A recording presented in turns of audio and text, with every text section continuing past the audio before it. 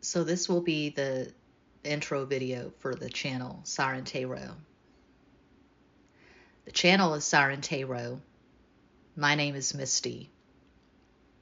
I shuffle cards and talk about my exes. I uploaded my first pick a card video to this channel on November 18th, 2018.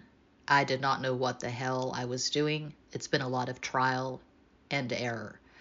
I started reading for clients January 2019.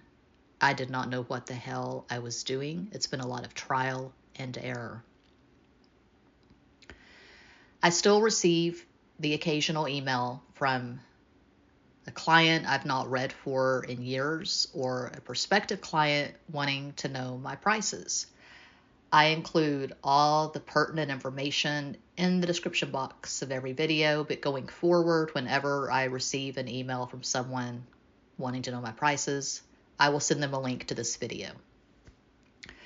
I get all kinds of email from sponsors, people who want me to talk about their products on my channel. I have information for prospective sponsors in the box, and so anyone who wants to do business with me going forward, I'll send them a link to this video. I'm very matter of fact with my readings. I'm looking at my home screen now at Siren Tarot. Am I on his mind? My latest pick a card reading 2 days ago, 2.8 thousand views, 25 minutes and 7 seconds. I've watched enough readings myself at TarotTube to know how other readers operate. That's good, whatever works for them. There are readers who do 2-hour, 3-hour pick a cards. There are readers who are on camera every day. There are readers who do live streams. I have found something that works mostly for me. So this is what I'm comfortable with. I'm comfortable with doing the shorter readings, not pulling from 20 different decks, keeping it very streamlined, very simple. When I do the personal readings, I'm very systematic. I do 6-card spreads. Of course, I clarify as needed. I do the occasional energetic summation, something that I just made up, a 3-card energetic summation, kind of just tying it all together. So the prices, $25, 1-question reading. You will receive an audio file explaining your 6-card spread and a photo of the spread. $75 reading, 3 questions, photographs of the 3 spreads, 3 separate audio files. When someone comes to me for a private reading, I feel like, I guess some people come just for entertainment, but a lot of people that come to me for a private reading, they want clarity. They don't want a fairy tale. They don't want bullshit. So I'm very good at giving a straight message with no bells, no whistles, no sugar. I'm taking a sip of my tea. Okay. So, I never work from a script. I'm just talking. My Patreon, over 100 videos at Patreon. I go more in depth at Patreon talking about how I read tarot, why I don't read reversals. I talk about astrology. I ramble about my life and I tie it back to tarot and astrology. I do the occasional pick a card reading or collective reading, oracle reading at Patreon. But the point of my Patreon is not to do more of what I already do at Siren Tarot and Extra Basic Tarot, my second tarot channel, my Zodiac reading channel. So the point of Patreon is not just to give you extra pick a card readings. So please don't join my Patreon thinking you're going to get a card reading every week. Especially right now as I record this video. Today is November 8th, 2023. This is the most stressful, busiest time of year for me. My son's birthday is tomorrow, his 16th birthday. and his birthday is a huge deal to me. So his birthday, it's always a big deal. It always is. It doesn't matter how old he is. It's always a big deal. His 16th is a big deal to me. Every birthday is a big deal to me. So my son's birthday and then Thanksgiving. I'm not a huge Thanksgiving person, but I co-create with my son's father a very simple feast just for the three of us. Usually, this year, definitely just the three of us. And then Christmas, not a big Christmas person at all. I'm not a Christian. I know that Christmas is commercialized. It's not really about religion, but I was brought up Southern Baptist in Texas. So I like Halloween. I like Halloween. Let me clear my damn throat chakra. Great intro video. It's so professional. Yeah, I'm not about the professionalism here. Yeah, okay. All right. I like Halloween. I like Samhain. I like Day of the Dead. Let's remember those. It's actually 2 days, November 1st, November 2nd. We always make a feast and we put a plate out for the ancestors under the big tree. I think it's an oak tree in our backyard. And since we were dating, we've always done that. I'm very transparent at this channel. I shuffle cards and talk about my exes. I've been living with my second ex-husband, my son's father, in a platonic partnership since November 2016. We are going to get married in Vegas, December 23rd this year. Not a big deal. I don't really expect any congratulations or good wishes. I mean, that's nice, thank you, but I don't really expect that. It's not a big deal. It's not romantic. It's a partnership. And we're just making it a formality, and it's going to be fun. We're going to have friends there, and we're going to go to the Elvis Wedding Chapel probably in the Arts District, and I'm going to get a $10 tattoo, and maybe a $20 tattoo, and maybe a $30 tattoo if I'm really feeling feisty. I have a few tattoos, but I won't talk about those. They're on my arms. Astrology, yeah. My feeling on astrology is that you need to become really adept at figuring out your natal chart. I mean, I'm big on self-awareness, period. And astrology is one of the modalities to become more self-aware. I'm into Western astrology. I've heard a lot of people say that Vedic is more accurate. I just know that I've been studying Western astrology since I was a kid, and I found validity in it, and so I'm going to just stick with it. I'm just now figuring out things, going deeper, that I didn't know for years. I didn't really get deep into astrology as far as the orbs and the aspects and all of that until 2014 when I joined this astrology forum online. But my chart is complicated. I've got a mutable grand cross, a lot of oppositions, a lot of squares. It's intense because my stuff, the meat of my chart, it's in the angular houses, which are the most intense houses in your chart. The first house, the house of Aries. The fourth house, the house of Cancer. Seventh, house of Libra. 10th, house of Capricorn. Those are the most intense houses in your natal chart. So I've got my ascendant, of course. Ascendant is your first house. I've got Virgo rising. My moon in Virgo is on my ascendant in the first house.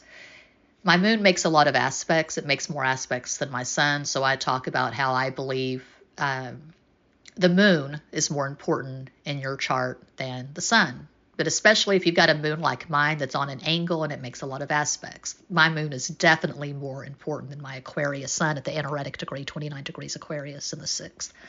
Okay, so the fourth house, that's home. That's your roots. It's near your IC, or I guess your IC is part of the fourth house. I'm not a professional astrologer. I'm very much an amateur. I'm a lifelong student, but I do read for clients, and I've gotten very good feedback.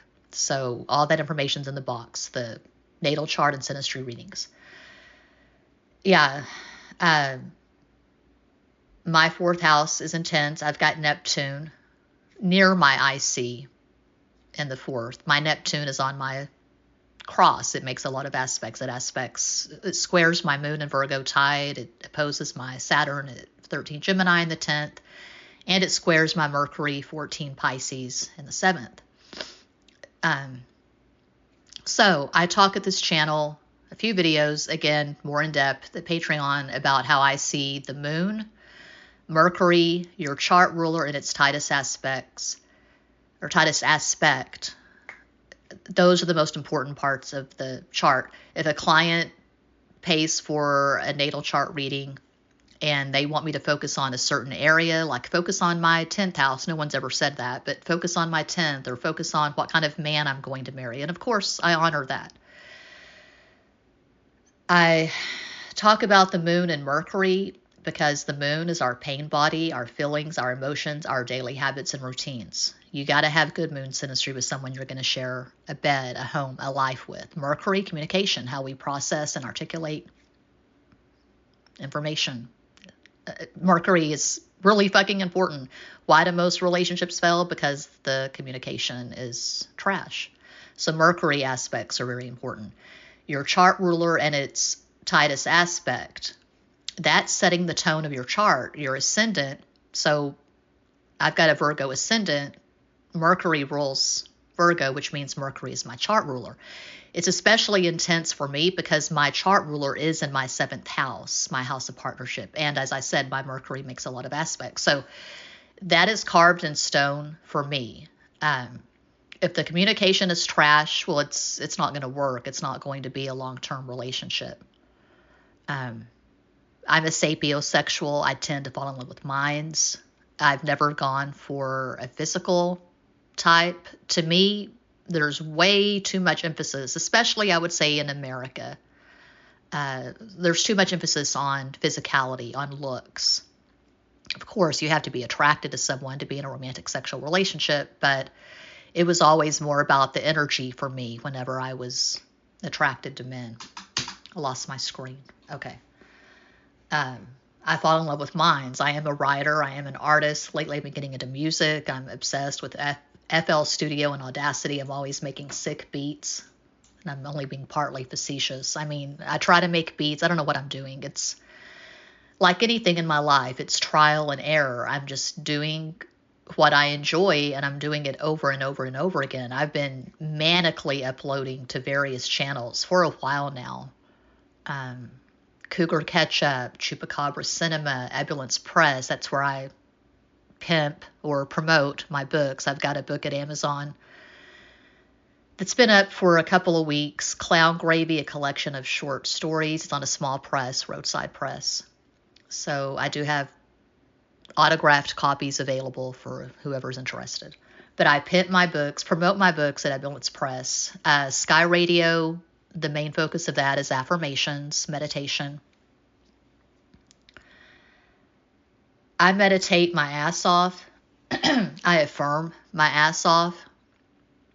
And it's not so much spiritual for me. I'm not getting crazy downloads. I've said this before. I'm not a psychic. I'm not a medium. For me, I just have to remind myself to breathe. And I have to give myself good messages because my default is giving myself negative messages.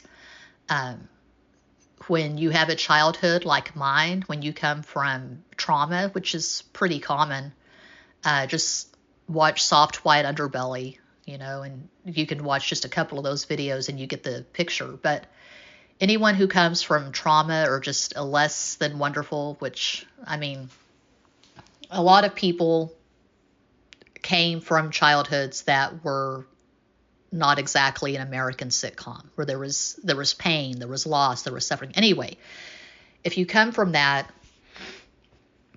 oh my God, I've done all this talking and we're at almost 15 minutes and I just lost my damn train of thought because I talk about it so much and it gets out. I don't believe in victim mentality. What was my point? You come from pain, you come from trauma. Oh, yeah.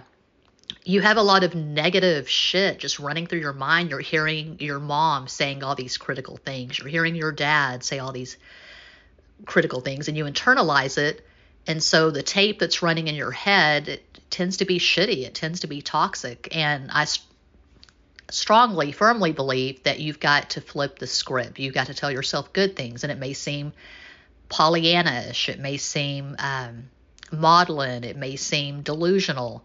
But I just know what makes me feel better. And that is telling myself good things, doing the affirmations again and again and again and again. And also, what I talk about a lot at my channel and with clients is the importance of creating. No, we're not all going to be Jackson Pollock or Frida Kahlo or Frank Zappa or John Lennon, but goddamn, we are all creator gods. We are all creating our realities, and there's nothing more boring to me, just keeping it real, than mindless consumerism. People who just consume and don't create. That's why I was in a very dark place when I had to live with family temporarily for a few months this past spring when we were trying to sell the house in San Antonio. We were trying to move to this small town, and thank God it didn't work out. The house didn't sell. We're back in San Antonio, and I'm glad to be here. It was very depressing because there was a huge television that dominated the den. The TV was always on. There was a TV in every room. And it was just about consuming, watching television, eating, shopping, going to church. I didn't go to church. I was lectured on why I should go at the age of 50, why I needed to go to church. But yeah, it was bad. So no, we're not all going to be Picasso or Van Gogh or Beethoven, but I believe, I just know from my own life, I feel better. It's not really an option for me. I can't function if I'm not creating. If I'm just sitting and watching someone else's content, I can't. It's almost comical.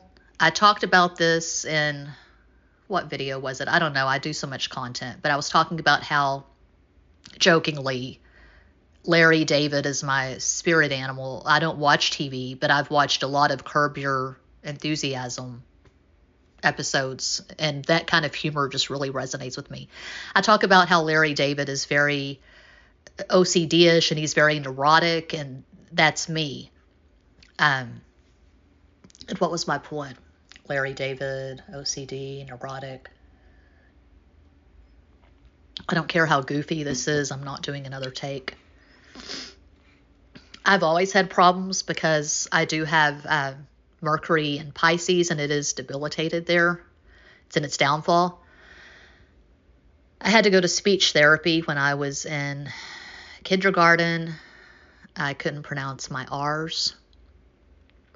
So I was never a good student. I didn't do well until I got to college, UTSA, and I made the dean's list twice, but I had perhaps the easiest major you can have. I majored in English. I got my degree in English with a concentration in creative writing. Anyway, Larry David, what the fuck was I talking about?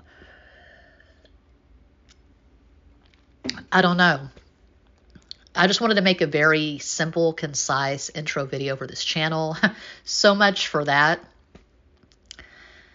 So yeah, all the info's in the box. I feel like a broken record. If you want a personal reading, if you want a synastry reading, natal chart reading, don't join Patreon with the expectation you're going to get a new pick a card every week. That's not going to happen. And it's so ridiculous. And I discovered this a few months ago. I discovered how to do my Patreon videos using the webcam, so I don't have to go through YouTube. I can bypass YouTube, and that's glorious because using my iPhone, I did a pick a card reading, and it was an adult themed. I think I was using one of the sexy decks that shows the tits and all of that. And YouTube made it, what was it? I forget what they did, but they dinged me on it. And it was an unlisted video. It wasn't monetized. It wasn't for the channel. It was for my patrons. And my patrons had to follow the link to YouTube and had to go through some kind of damn hoop to watch the video, which was ridiculous. And I said, okay, no more of that bullshit. So I go straight to the webcam, straight from the webcam to Patreon for my videos. And I don't do a lot of adult themed readings. Um, there was a point I was trying to make and I didn't make it, on how I don't focus on physicality so much. And I know there are pick a card readings. What will your future husband look like? And that to me is really boring, just keeping it real. Eye color, hair color, ethnicity. So here's an example. My Capricorn ex, I talk about him a lot. 2 weeks before I met him, December 2012, I just scrawled on a piece of paper that I wanted to meet a man who had Sun in Capricorn, Mars in Sagittarius, who liked to fish and dance. 2 weeks later, I walked into a bar, Alamo Heights, Broadway, the Broadway 50/50. December 23rd, 2012, I was just going in there. I had finished up last minute Christmas shopping. I was just going in there to get a burger and a beer. I was not trying to meet anyone. I was living with my ex-husband at the time in an apartment. I was trying to get my own place, but complicated, as they say. So anyway, I sit down, I order my burger and beer, and this attractive Latino approaches me, and he became the one. The Capricorn, the man that I've had the strongest romantic feelings for. Anyway, I wasn't asking for a certain ethnicity. Both of my ex-husbands are white men, but I wasn't asking for a man who was taller than me or who had brown hair, brown eyes, whatever. I was focused more on the energy. And so that's how I approach my readings. Now, if clients ask me to do a reading on their future husband, what will he look like? Of course, I honor that. So now we're at almost 22 minutes. And God, that just bothers me that I brought up Larry David and Curb Your Enthusiasm and I didn't follow through. I didn't make whatever point I was trying to make, but you get the gist. I'm not scattered like this when I'm doing personal readings. I'm not scattered usually when I'm doing pick-a-cards, but I'm just staring at my home screen. And I'm trying to cram a lot in. I've got to get ready. I think I said earlier that this time of year is really intense for me. And yeah, it definitely is. This year more so than usual. We're flying to Vegas and we're just going to be there. It's going to be a whirlwind for 3 days. So it's the first big trip we've ever taken as a family. We've gone to Fredericksburg a few times. We went to Marfa a few years ago, but this is the first big deal vacation. Oh, we went on a cruise that my mom and her husband paid for years ago before I even started this channel. But this is our first big deal family vacation, so I'm excited about it. We're going to the M&M store, and I've never been to the Arts District. This is going to be my 7th Vegas trip, but I've never been to the Arts District, so I'm going to check that shit out. I found out about the $10 tattoo. I'm excited about that. So that's what I got. Thanks for watching. Thanks for listening. Peace out.